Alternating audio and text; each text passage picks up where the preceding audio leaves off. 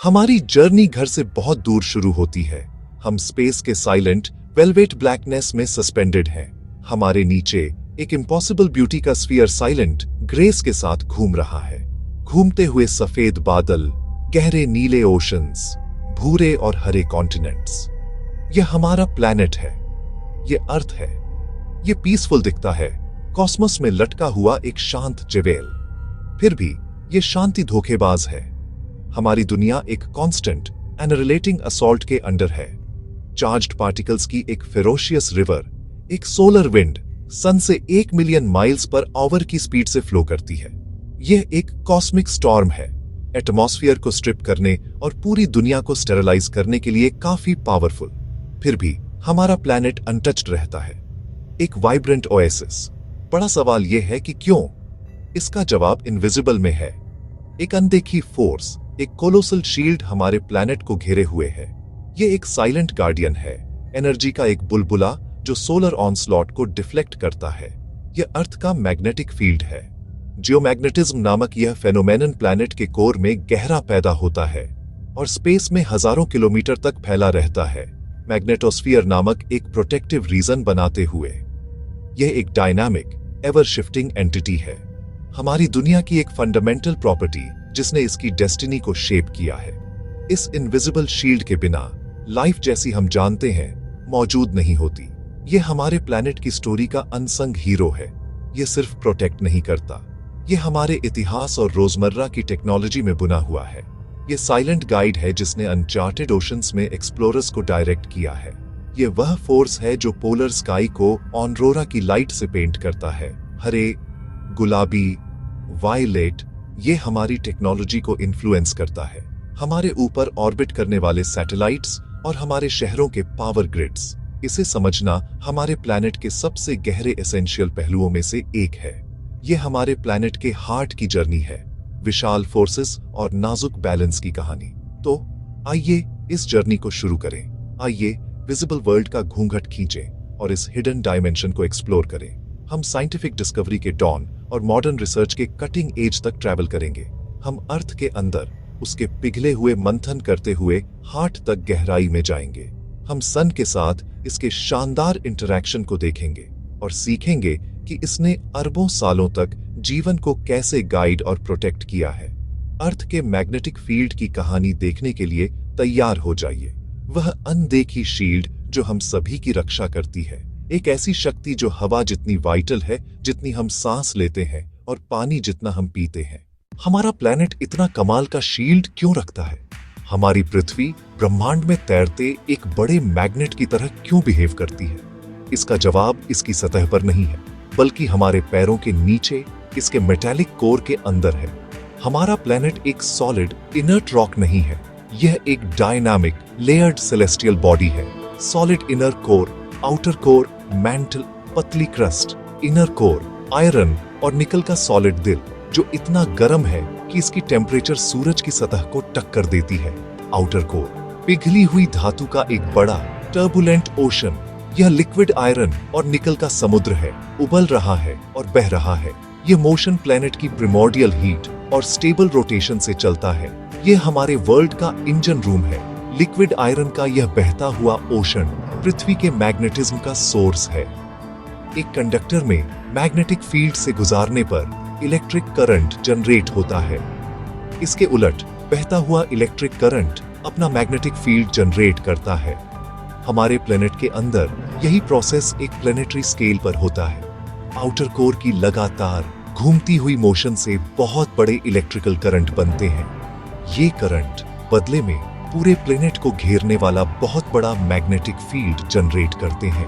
ये एक self sustaining process है जिसे जियोडायनेमो कहते हैं। ये हमारे इनर सोलर सिस्टम के रॉकी प्लैनेट्स में पृथ्वी को पूरी तरह से यूनिक बनाता है। मार्स, अरबों साल पहले मर चुके फील्ड के सिर्फ कमजोर, पैची अवशेष।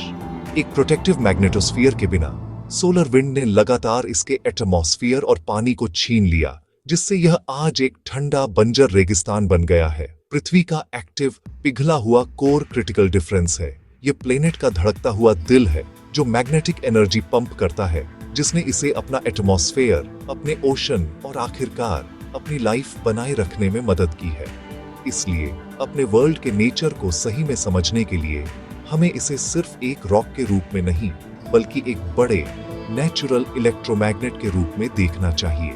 इसका पावर सोर्स बैटरी नहीं है, बल्कि इसके कोर से निकलने वाली बहुत ज्यादा हीट है। इसके वायर कॉपर नहीं है, बल्कि हजारों किलोमीटर जमीन के नीचे बहने वाली पिघली हुई आयरन की नदियां हैं। यह प्लेनेटरी इंजन अरबों सालों से चल रहा है, जो उस शील्ड को जनरेट कर रहा है जो ब्रह्मांड में हमारे वर्ल्ड की जगह को डिफाइन करती है। यह यूनिवर्स में काम कर रही इनक्रेडिबल फोर्सेस का एक सबूत है। ऐसी फोर्सेस जिन्होंने लाइफ के लिए एक दुर्लभ और कीमती पनाहगाह बनाने के लिए मिलकर काम किया है। इस जियोडायनेमो को समझना पृथ्वी के सबसे बड़े सीक्रेट को अनलॉक करने की कुंजी है। हमारी डिस्कवरी की कहानी किसी मॉडर्न लैब से शुरू नहीं होती, बल्कि एंशिएंट वर्ल्ड से शुरू होती है। यह एक सिंपल क्यूरियस ऑब्जर्वेशन से शुरू होती है। हजारों सालों से अलग अलग कल्चर्स के लोगों ने एक अजीब तरह की चट्टान देखी। यह पत्थर अक्सर डार्क और अनअज्यूमिंग होता था।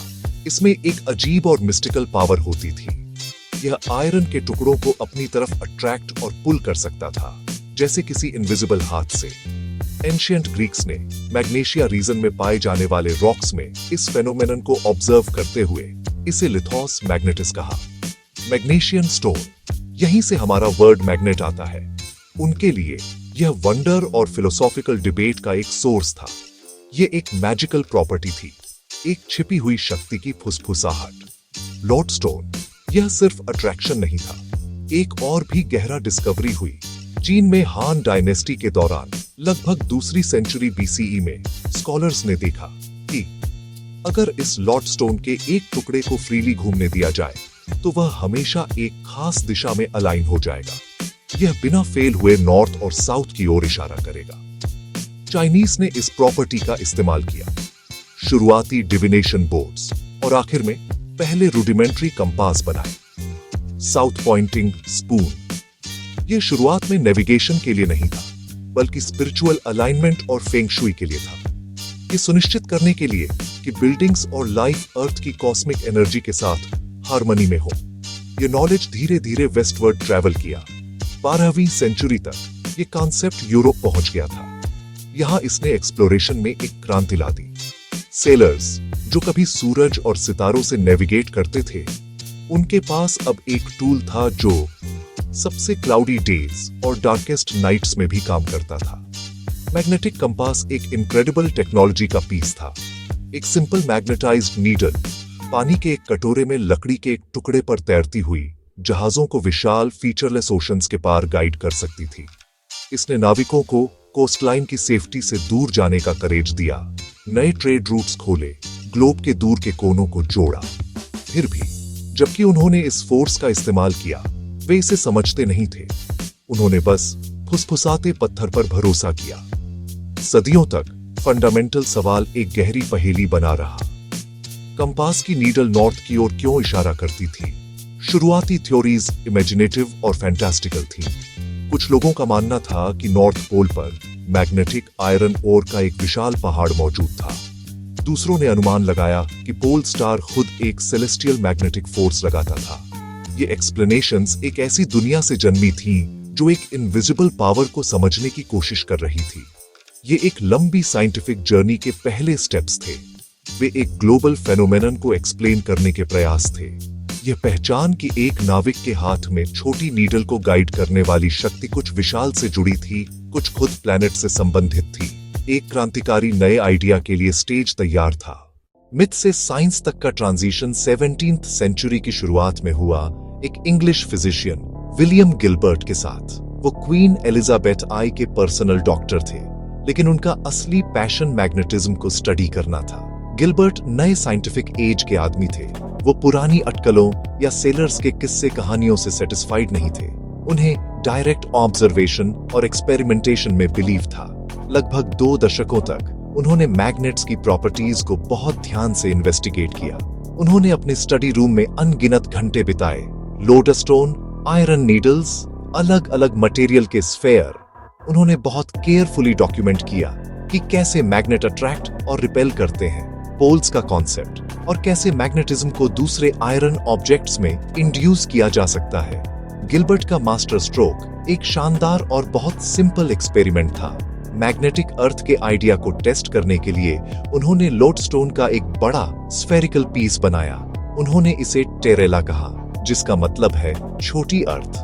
फिर उन्होंने एक छोटी पिवोटिंग मैग्नेटिक नीडल का यूज किया, एक मिनिएचर कंपास की तरह, ताकि इसकी पूरी सरफेस पर फोर्सेस को मैप किया जा सके। जैसे ही उन्होंने छोटी नीडल को अपने टेरेला के चारों ओर घुमाया, उन्होंने ऑब्जर्व किया कि यह अर्थ की सरफेस पर एक मैरिनर के कंपास की तरह बिहेव करती है। नीडल टेरेला के नॉर्थ पोल की ओर पॉइंट करती थी।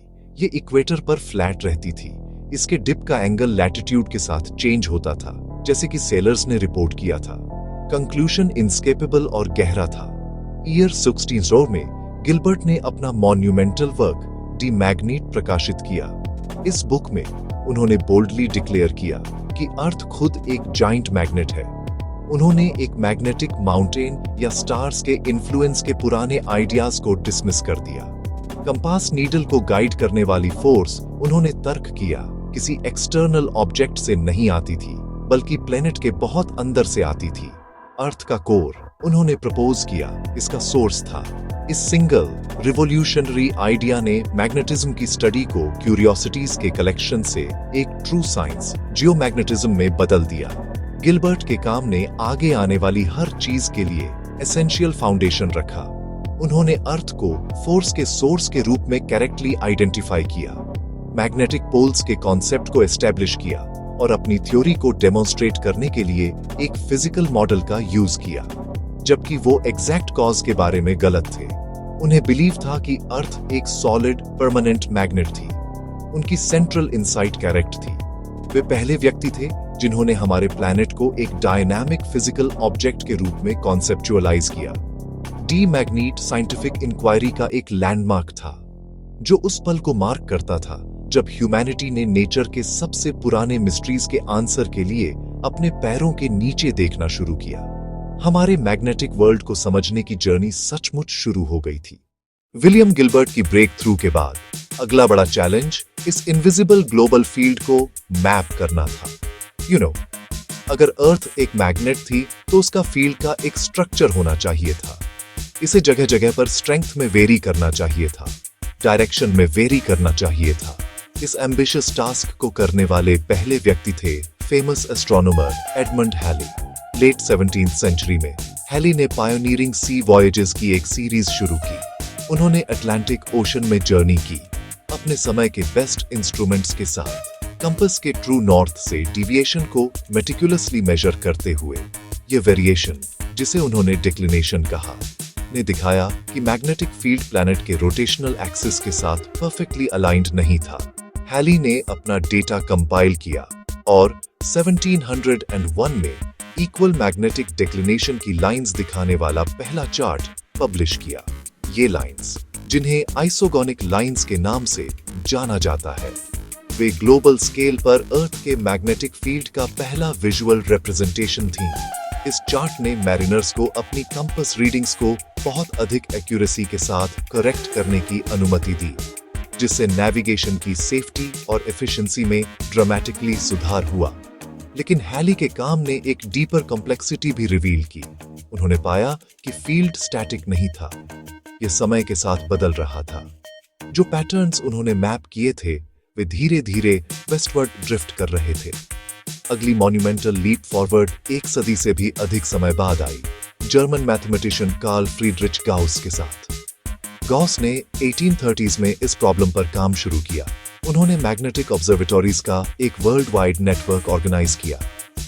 यूरोप, नॉर्थ अमेरिका, ऑस्ट्रेलिया, सभी ऑब्जर्वेटरीज सिमल्टेनियस डायरेक्शन के मेजरमेंट्स कर रहे थे और सिमल्टेनियस इंटेंसिटी के मेजरमेंट्स कर रहे थे। इस ग्लोबल प्रोजेक्ट मैग्नेटिक यूनियन ने हाई क्वालिटी डेटा की अनप्रेसिडेंटेड अमाउंट जनरेट की। गॉस केवल डेटा कलेक्ट नहीं कर रहे थे, वे फील्ड को डिस्क्राइब करने के लिए एक कंप्लीट मैथमेटिकल फ्रेमवर्क बना रहे थे। स्फीरिकल हार्मोनिक एनालिसिस का उपयोग करके उन्होंने वास्ट डेटा सेट को प्रोसेस किया और अर्थ के मैग्नेटिक फील्ड का पहला कॉम्प्रिहेंसिव मैथमेटिकल मॉडल बनाया। उन्होंने प्रूव किया कि सरफेस पर ऑब्जर्व्ड फील्ड का ओवर 95% डीप सोर्सेज से आता था, जैसा कि गिलबर्ट ने पहले प्रपोज किया था। उन्होंने मैग्नेटिक पोल्स की लोकेशन को भी प्रिसाइसली कैलकुलेट किया। गॉस के काम ने जियोमैग्नेटिज्म को एक प्रिसाइज क्वांटिटेटिव साइंस में बदल दिया।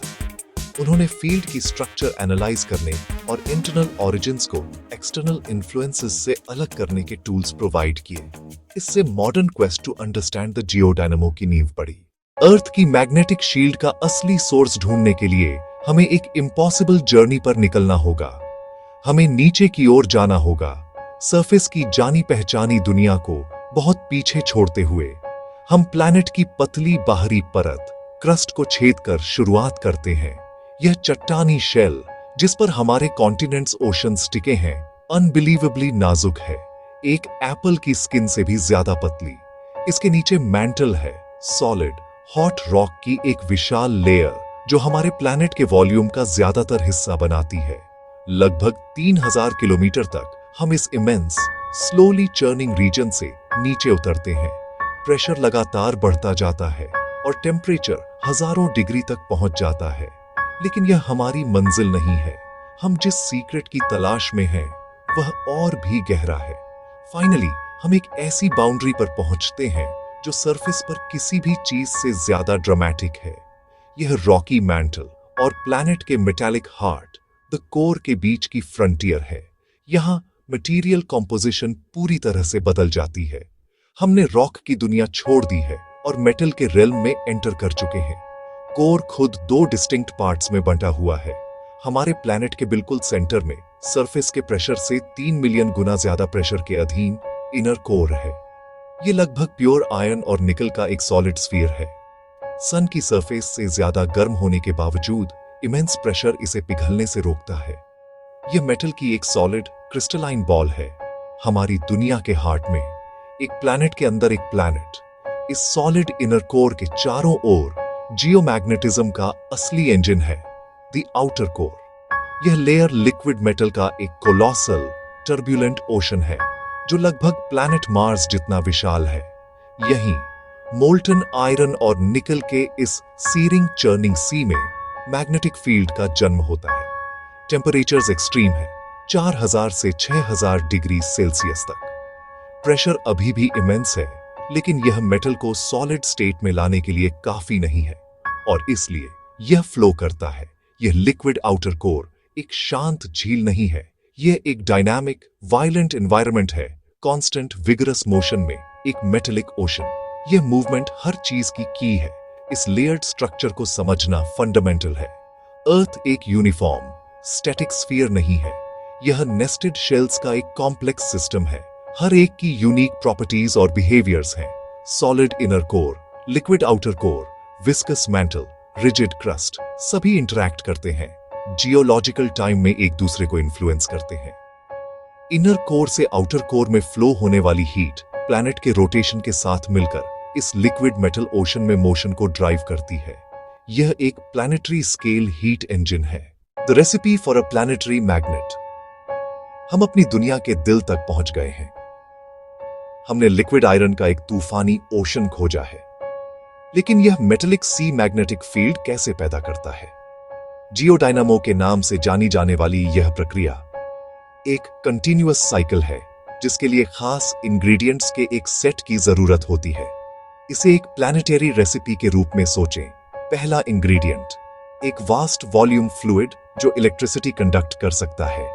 पृथ्वी का आउटर कोर, हजारों किलोमीटर मोटी मोल्टन आयरन निकल एलॉय स्फीयर। दूसरा इंग्रेडिएंट, कन्वेक्शन को चलाने के लिए एनर्जी सोर्स। लिक्विड आयरन का स्टैग्नेंट पूल मैग्नेटिक फील्ड नहीं बनाएगा। आउटर कोर में मोशन मुख्य रूप से कन्वेक्शन से आता है। Heat sources, solid inner core से आने वाली immense heat. Heat sources, radio active decay से आने वाली इमेंस हीट। तीसरा इंग्रेडिएंट, प्लैनेटरी रोटेशन। यह एक ऑर्गेनाइजिंग फोर्स है। रोटेशन के बिना मोशन कैओटिक रहेगा। पृथ्वी का स्टेडी स्पिन फ्लोइंग लिक्विड पर कोरियोलिस फोर्स बनाता है। यह फोर्स फ्लूइड को डिफ्लेक्ट करता है। Simple convection currents complex spiralling columns बन जाते हैं। यह ऑर्गेनाइज्ड हेलिकल फ्लो कन्वेक्शन की किनेटिक एनर्जी को ऑर्डर्ड मैग्नेटिक एनर्जी में बदलता है। ये प्लैनेट का स्पिन है जो फील्ड को स्ट्रक्चर और अलाइनमेंट देता है। इंग्रेडिएंट, एक कंडक्टिव फ्लूइड। इंग्रेडिएंट, कन्वेक्शन के लिए energy source. Ingredient, planetary rotation to organise flow. ये जियोडायनेमो के फंडामेंटल रिक्वायरमेंट्स हैं। सही प्रोपोर्शंस में कंबाइन होकर यह सेल्फ सस्टेनिंग इलेक्ट्रोमैग्नेटिक इंजन बनता है। यह इंजन प्रोटेक्टिव मैग्नेटिक शील्ड बनाता है जो सतह पर जीवन के लिए जरूरी रहा है। ये इंग्रेडिएंट्स कैसे इंटरैक्ट करते हैं, यही जियोडायनेमो का रहस्य है, हमारा प्लैनेट का इनविजिबल लाइफ सस्टेनिंग हार्ट। जियोडायनेमो से जनरेट हुआ मैग्नेटिक फील्ड बहुत बड़ा और कॉम्प्लेक्स है, लेकिन दूर से ये एक सिंपल मैग्नेट फील्ड जैसा दिखता है। ये अप्रोक्सीमेशन हमें मैग्नेटिक पोल्स का कॉन्सेप्ट देता है। पृथ्वी की सतह पर वो पॉइंट्स जहां फील्ड लाइंस वर्टिकली डायरेक्टेड होते हैं, सीधे नीचे सीधे ऊपर नॉर्थ मैग्नेटिक पोल, कंपास की सुई, नीचे साउथ मैग्नेटिक पोल, कंपास की सुई ऊपर, ये जुड़वां फोकल पॉइंट्स हैं। इनविजिबल लाइंस ऑफ फोर्स के एंकर कंपास को गाइड करते हैं और कॉस्मिक पार्टिकल्स को चैनल करते हैं। हालांकि ये पोल्स फिक्स्ड नहीं है, वे ज्योग्राफिक पोल्स के साथ अलाइन नहीं होते। ज्योग्राफिक पोल्स स्टैटिक हैं, मैग्नेटिक पोल्स रेस्टलेस वॉन्डरर्स हैं। मैग्नेटिक एक्सिस 109.6 डिग्री से झुकी हुई है। इसका मतलब कंपास ट्रू नॉर्थ नहीं, मैग्नेटिक नॉर्थ की ओर इशारा करता है। यह अंतर मैग्नेटिक डिक्लिनेशन है जो आपकी लोकेशन पर डिपेंड करता है। पोल्स की पोजीशंस लगातार बदलती हैं। आउटर कोर में लिक्विड आयरन का टर्बुलेंट फ्लो कभी स्थिर नहीं होता। यह कैओटिक है, जैसे मौसम फ्लो बदलने से फील्ड फ्लक्चुएट करता है, इससे पोल्स ड्रिफ्ट करते हैं। सदियों तक नॉर्थ मैग्नेटिक पोल कनाडाई आर्कटिक में धीरे चला, हाल के दशकों में यह तेज हो गया। अब साइबेरिया की ओर 50 किलोमीटर वायर, यह हमारे ग्रह के अंदर के इंजन का संकेत है। हम फील्ड इंटेंसिटी और इंक्लिनेशन भी मेजर करते हैं। ये प्रॉपर्टीज ग्लोबल और टेम्पोरल रूप से बदलती हैं। डिक्लिनेशन, इंक्लिनेशन, इंटेंसिटी, इनके चार्ट्स को नेविगेशन के लिए अपडेट करना पड़ता है। Ships, airplanes, satellites, smartphones, field एक डायनामिक एंटिटी है। मैपिंग, इसकी कांस्टेंट एवोल्यूशन एक कंटिन्यूअस साइंटिफिक एंडेवर है जो हमारे ग्रह के रेस्टलेस हार्ट को दर्शाता है। धरती का मैग्नेटिक फील्ड वैक्यूम में नहीं होता, यह स्पेस में बहुत दूर तक फैला हुआ है, जहां इसका सामना एक निरंतर शक्तिशाली दुश्मन से होता है, सोलर विंड। सूरज एक जेंटल स्टेबल लैंप नहीं है, यह एक डायनेमिक स्टार है जो लगातार चार्ज्ड पार्टिकल्स, ज्यादातर प्रोटॉन और इलेक्ट्रॉन, को स्पेस में बाहर फेंकता है। यह सोलर विंड सुपरसोनिक स्पीड से बाहर की ओर बहती है। जब यह कॉस्मिक गेल हमारे प्लैनेट तक पहुंचता है तो यह एटमॉस्फेयर से सीधे नहीं टकराता, बल्कि यह अर्थ के मैग्नेटिक फील्ड मैग्नेटोस्फीयर से टकराता है। यह टकराव सूरज की ओर वाले हिस्से पर फील्ड को कंप्रेस करता है और इसे रात की तरफ एक लंबी आंसू के आकार की पूंछ में खींच देता है, एक ऐसी पूंछ जो लाखों किलोमीटर तक फैली होती है। यह इंटरेक्शन एक प्रोटेक्टिव बबल बनाता है। सोलर विंड में एक कैविटी जो हमारे प्लैनेट को प्रोटेक्ट करती है, लेकिन बाउंड्री स्टैटिक नहीं है, ये एक डायनामिक बैटल ग्राउंड है। सोलर विंड का प्रेशर कम ज्यादा होता रहता है, जिससे हमारा मैग्नेटोस्फीयर हवा में झंडे की तरह कांपता और हिलता रहता है। कभी कभी सूरज बहुत ज्यादा हिंसक इरेप्शन करता है, जिन्हें कोरोनल मास इजेक्शन या सोलर फ्लेयर्स कहा जाता है। ये घटनाएं विशाल सोलर हैरिकेन्स की तरह होती हैं, जो अरबों टन प्लाज्मा और इंटेंस मैग्नेटिक फील्ड्स को अविश्वसनीय स्पीड से अर्थ की ओर फेंकते हैं। जब इनमें से कोई सोलर स्टॉर्म हमारे मैग्नेटोस्फीयर से टकराता है तो यह एक मेजर डिस्टर्बेंस को ट्रिगर करता है, जिसे जियोमैग्नेटिक स्टॉर्म कहा जाता है। जियोमैग्नेटिक स्टॉर्म के दौरान मैग्नेटोस्फीयर हिंसक रूप से कंप्रेस होता है और इसमें बड़ी मात्रा में एनर्जी और पार्टिकल्स भर जाते हैं। रात की तरफ की मैग्नेटिक फील्ड लाइंस इतनी खींच सकती हैं कि वे एक एक्सप्लोसिव प्रोसेस में टूट जाती हैं और फिर से जुड़ जाती हैं, जिसे मैग्नेटिक रिकनेक्शन कहते हैं। ये घटना चार्ज्ड पार्टिकल्स को ट्रेमेंडस एनर्जी के साथ अर्थ के पोल्स की ओर वापस एक्सीलरेट करती है। जैसे ही ये हाई एनर्जी इलेक्ट्रॉन और प्रोटॉन ऊपरी एटमॉस्फेयर में गिरते हैं, वे ऑक्सीजन और नाइट्रोजन के एटम से टकराते हैं। ये टकराव एटमॉस्फेरिक एटम को एक्साइट करते हैं, जिससे वे चमकने लगते हैं। इसका नतीजा नेचर के सबसे शानदार डिस्प्ले में से एक होता है। उत्तर में ऑनरोरा बोरेलिस और दक्षिण में ऑनरोरा ऑस्ट्रेलिस। ऑनरोरा हमारे प्लैनेट के सोलार स्टॉर्म के खिलाफ डिफेंस का एक सुंदर विजिबल मैनिफेस्टेशन है। वे एक कॉस्मिक लड़ाई की रोशनी है जो पोलर स्काई पर पेंटेड है। लेकिन इन स्टॉर्म्स के दूसरे कम अच्छे इफेक्ट्स भी होते हैं।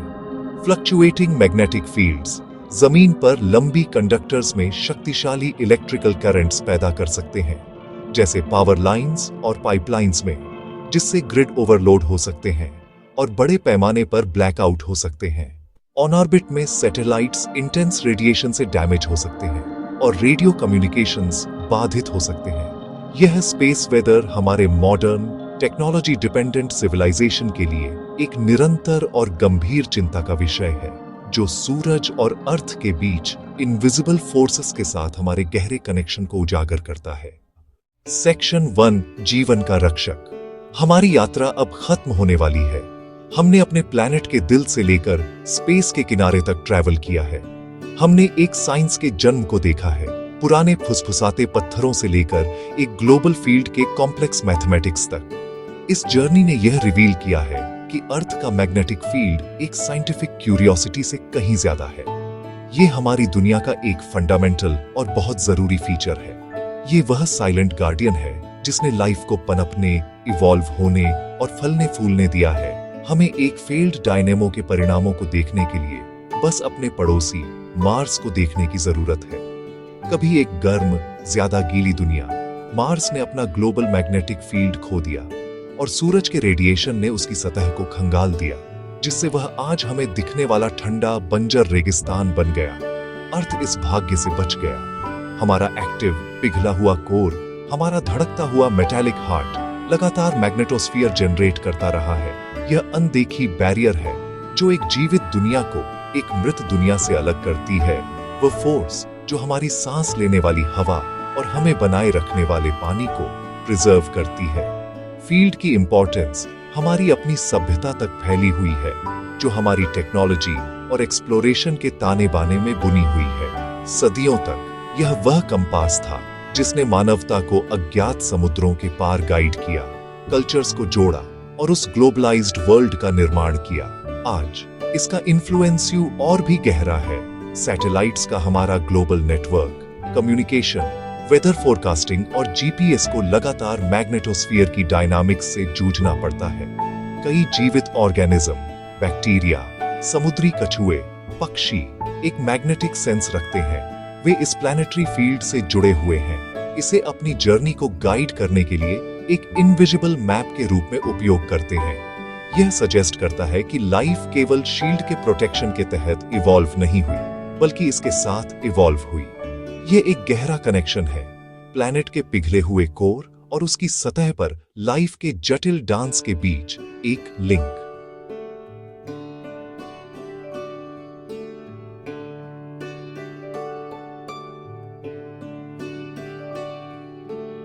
हम आखिर में वहीं खड़े हैं जहां से हमने शुरुआत की थी, स्पेस के शांत थिएटर से अपनी दुनिया को देख रहे हैं। फिर भी अब हम इसे नई नजरों से देखते हैं।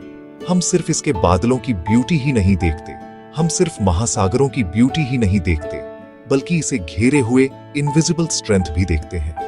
हम एक डायनामिक लिविंग इंटीरियर वाला प्लैनेट देखते हैं। हम लिक्विड मेटल के इमेंस स्लो मोशन बैले को समझते हैं, एक ऐसा डांस जो युगों से चला आ रहा है, जो क्रिएशन की प्राइमोर्डियल हीट से पावर्ड है। हम समझते हैं कि हमारा शांत दिखने वाला घर असल में एक विशाल इलेक्ट्रोमैग्नेट है। जियोमैग्नेटिज्म की कहानी कनेक्शन की कहानी है। यह हमारे प्लैनेट के डीपेस्ट पार्ट्स को कनेक्ट करती है, इसके एटमॉस्फेयर की हाईएस्ट रीच से कनेक्ट करती है। यह सन के फ्यूरियस हार्ट को जोड़ता है, ऑनरोरा की जेंटल शिमरिंग लाइट से जोड़ता है। ये पुराने पास्ट को कनेक्ट करता है, ज्वालामुखी चट्टानों में जमे हुए डायनामिक प्रेजेंट से कनेक्ट करता है। इस फील्ड की हमारी एक्सप्लोरेशन अभी खत्म नहीं हुई है। साइंटिस्ट्स हमारे प्लैनेट की गहराइयों से सिग्नल्स सुनना जारी रखते हैं। सैटेलाइट्स फील्ड को प्रिसिजन से मैप करते हैं। सुपर कंप्यूटर कोर के भीतर कैओटिक डांस को सिमुलेट करते हैं। हम इसके फ्यूचर को बेहतर ढंग से प्रेडिक्ट करने के लिए इसकी हिस्ट्री समझने की कोशिश करते हैं। क्या फील्ड कमजोर होती रहेगी? क्या हम एक रिवर्सल की ओर बढ़ रहे हैं? तो अगली बार जब आप एक साफ रात के आसमान को देखें, या अपना रास्ता खोजने के लिए कंपास का उपयोग करें, तो उस अनसीन फोर्स को याद रखें। अपने पैरों के हजारों किलोमीटर नीचे चर्निंग लोहे के अशांत महासागर को याद रखें। हम एक महान मैग्नेटिक फील्ड के आलिंगन में रहते हैं। यह हमारे प्लैनेट का सबसे पुराना और सबसे वफादार गार्डियन है। यह उन अविश्वसनीय फोर्सेस की एक शांत, लगातार याद दिलाता है जिन्होंने हमारी दुनिया को आकार दिया और नाजुक बैलेंस जो हमें इस प्लैनेट को, इस खूबसूरत प्रोटेक्टेड स्फीयर को अपना घर कहने की अनुमति देता है।